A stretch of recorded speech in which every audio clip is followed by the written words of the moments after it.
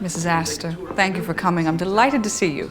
You have guests I wasn't expecting. Welcome to MsMojo, and today we are your personal Ward McCallister, listing off some of the famous faces we'd love to see on the Gilded Age's future guest list. I don't think we should be afraid of new things or new people. Number 10. Elsie DeWolf. It's not too bad, but it's very, what's the word I'm looking for? Drab? Dreary? As we see in the Gilded Age, tastes are changing, and New York is flooded with new money and their palatial new mansions. Sounds like a good interior designer is desperately needed. The thing these rooms need is light.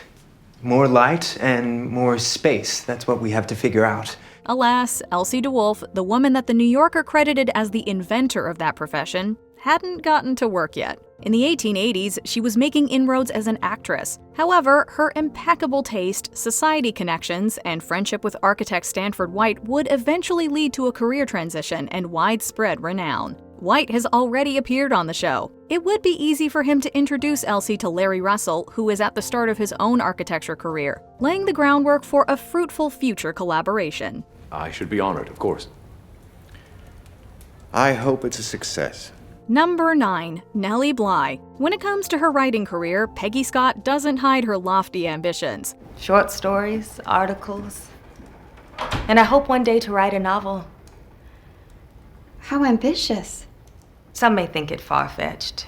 My father does. While women had begun to carve out space for themselves in the field, there weren't many. In the mid-1800s, a 21-year-old Pittsburgh journalist named Nellie Bly was investigating a story on factory conditions when she was reassigned to cover Society. I was far too impatient to work along at the usual duties assigned women at newspapers. Despite my abilities, I was merely a girl doing what girls at newspapers were meant to do. I wanted off the woman's page. The frustrated Bly struck out on her own, first going to Mexico as a foreign correspondent, and then to New York, where she accepted an undercover assignment to investigate conditions in a mental health hospital. The resulting book, 10 Days in a Madhouse, was published in 1887, rocketing Bly to fame. Though it'll take a couple seasons, we would love to see Nellie and Peggy cross paths when the time comes. I'm a reporter. The facts matter to me. But facts alone can't change the world. You need stories for that. Number 8. Frederick Douglass. The Gilded Age has already included seminal members of the civil rights movement, with T. Thomas Fortune featuring from the first season. You're Mr. Fortune. I am. Sorry. Season 2 took us to Tuskegee, Alabama to meet Booker T. Washington, but we hope future episodes might give us the preeminent figure of 19th century civil rights, Frederick Douglass. Douglass's life sort of stands across the expanse of the 19th century as a symbol of the worst and the best in the American character. As a young man, Douglass escaped slavery and would go on to become a national leader in the abolitionist movement. A gifted writer and statesman, his influence was unmatched during his lifetime. Douglass had published an autobiography in 1881 and was active as a speaker throughout the decade. There would be plenty of opportunities for Fortune and Peggy to seek him out, and for Douglass to steer the course of their own activism. He was a public intellectual, he was a statesman, he was an activist, and his life and his political commitment were dedicated to human rights. Number 7. Walt Whitman. If only we could transcend ourselves without perfection. Like your poet, Walt Whitman, who rides up and down the streets of Broadway all day shouting poetry against the roar of the carts. One of America's greatest poets, the transcendentalist New Yorker Walt Whitman reached the height of his fame several decades before the events of the Gilded Age. Though he was living in New Jersey by the 1880s, he was still sought out by admirers like Oscar Wilde, who claimed that Whitman kissed him during an 1882 meeting. I don't know what you mean. Or should you? You're far too well brought up. It is impossible to know Whitman's preferences for certain, but he had several passionate friendships with other men throughout his life, which could allow Whitman to occupy narrative space with Oscar Van Ryn, who himself prefers the company of gentlemen to ladies. Oscar is willing to cultivate friendships outside of society, and it would be nice to see him perhaps find some sympathetic wisdom from one of the era's great minds. I'm starting to think you may have a point. Meaning? I wonder if it isn't time I began to live a more grown-up life. Number 6. Wild West Stars. Did you know they shot Jesse James? He had his troubles, I have mine. Bertha Russell notwithstanding, many couldn't get enough of the heroes and outlaws of the Wild West. The 19th century saw U.S. expansion across North America, and larger-than-life figures Billy the Kid and Wyatt Earp, amongst others, captured popular imagination and became celebrities in their own right. Thousands turned out to events like Buffalo Bill Cody's Wild West shows, which toured the world featuring megastars of the day, like sharpshooter Annie Oakley. She could shoot with her left hand, with her right hand. She, turns her gun upside down or sideways or sighting in the mirror. Could they show up as the entertainment for a party? Mamie Fish was known to hire elephants and acrobats for her dinners, so a Wild West show doesn't seem too far-fetched. It would be a fun alternative to all the figurative ammo flying in the opera wars. I should scold you, Mrs. Fish, but I know that you're just playing with matches, as you like to do. Number 5. Susan B. Anthony and Elizabeth Cady Stanton. We're clearly soldiers in petticoats and dauntless crusaders for women's votes. It was 1920 before the right of women to vote was enshrined in U.S. law, following a long fight for suffrage that gained steam in the mid-19th century. Susan B. Anthony and Elizabeth Cady Stanton were two of the most important leaders of the movement for much of this time. The pair wrote and spoke tirelessly on the cause while organizing other women across all walks of life. Alva Vanderbilt, who serves as the inspiration for Bertha Russell, would become one of the most active suffragists of the society set. If I were to just give money, that would just be like giving a dog a bone. What the cause needs is a warrior, and she defined herself as a warrior. In season 1, Bertha gave her support to Clara Barton in order to build her social capital, but a future meeting with Anthony and Stanton would show us what Bertha can do when her personal passion is really ignited. There is no challenge you are not equal to, my dear.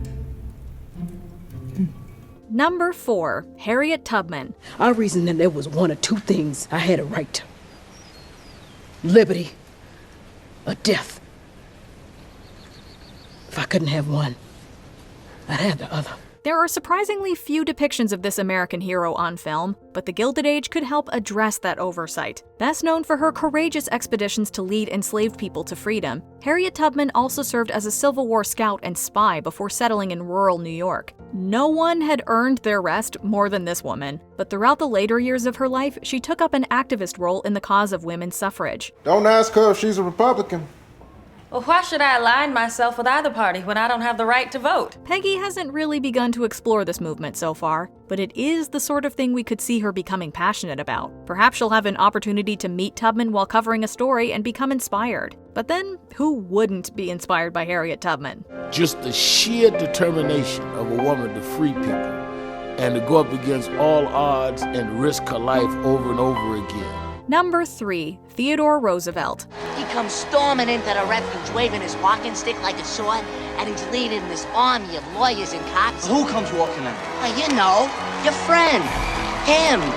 Teddy Roosevelt. Long before he was president, Theodore Roosevelt was making his name in New York politics. In 1882, at the tender age of 24, he won a seat in the State Assembly, where he immediately started making noise with an anti-corporate corruption campaign. One of his biggest targets, notorious industrialist Jay Gould, who served as the inspiration for George Russell.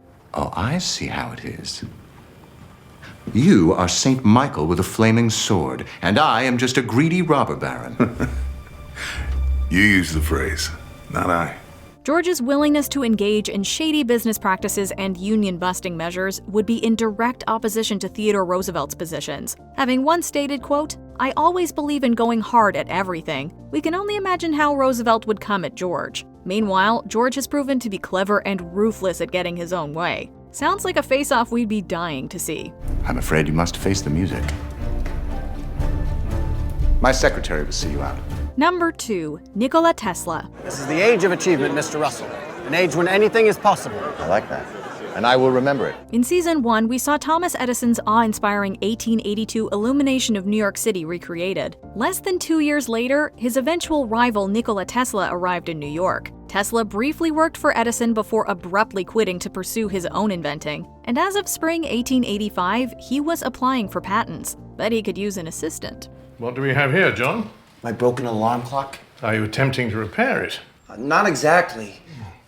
I'd like to understand how it functions and and why it failed. Season 2 of The Gilded Age has shown the footman Jack to have a curiosity about inventing, and some degree of innate talent. It seems like a natural fit to put these two smart, ambitious young men together on screen. With Tesla's influence, Jack's skills could really have a chance to develop, taking the character in an exciting new direction. Go and make us proud. Before we unveil our top pick, here are a few honorable mentions. Jacob Riis. The photojournalist began documenting New York slum conditions in the 1880s, leading to much-needed reforms. So many people wanted to help. Once they saw Riis's photographs, they were moved to action. His photographs started a political movement of social reform, and things changed from then on. Jane Addams. This activist and reformer could give Marion the meaningful work she's been looking for. We're joining her in starting some charity classes for which we need teachers. I would like you to help with this cause. Thomas Burns. In the event of criminal activity, the formidable head of the NYPD would be an intimidating presence on the show. So, tell me, what you want done about this society pervert? Nothing. Yet. Just keep an eye on him. Before we continue, be sure to subscribe to our channel and ring the bell to get notified about our latest videos. You have the option to be notified for occasional videos or all of them. If you're on your phone, make sure you go into your settings and switch on notifications. Number 1. Edith Wharton. Why did you write this? I suppose because we talked things over yesterday. Seriously, how could you not? With The Age of Innocence, Edith Wharton would write the definitive narrative spotlighting Gilded Age society. And she was able to capture it so perfectly because she lived it. May I tell you what most interests me about New York? Not all the blind obeying of tradition, somebody else's tradition. It seems stupid to have discovered America only to make it a copy of another country. Born Edith Newbold Jones in 1862, her family is allegedly the source of the phrase, keeping up with the Joneses. In the world of the show, Edith would be of an age to be friends with Carrie Astor, and by extension, Gladys Russell. The men and girls who will join into a quadrille, should I ask their parents if they mind? Oh, no, they'll all love Gladys and they're dying to see inside this house. Everyone is. Already known for her keen observation and willful individualism, Edith would likely encourage Gladys's desire for more independence. Of course, this would probably lead to clashes with Bertha. We're not sure how it would ultimately play out, but a showdown between Bertha and Edith would definitely be one for the books. She's tenacious. I'll give her that. Smile and take it as a compliment. It is a compliment. Who are you just dying to invite into the ballroom? Let us know in the comments. How very kind you are, Mrs. Fane, to let me throw off the chains of the theatre so that I may step into society as if I were not damaged goods. Do you agree with our picks? Check out this other recent clip from MsMojo. And be sure to subscribe and ring the bell to be notified about our latest videos.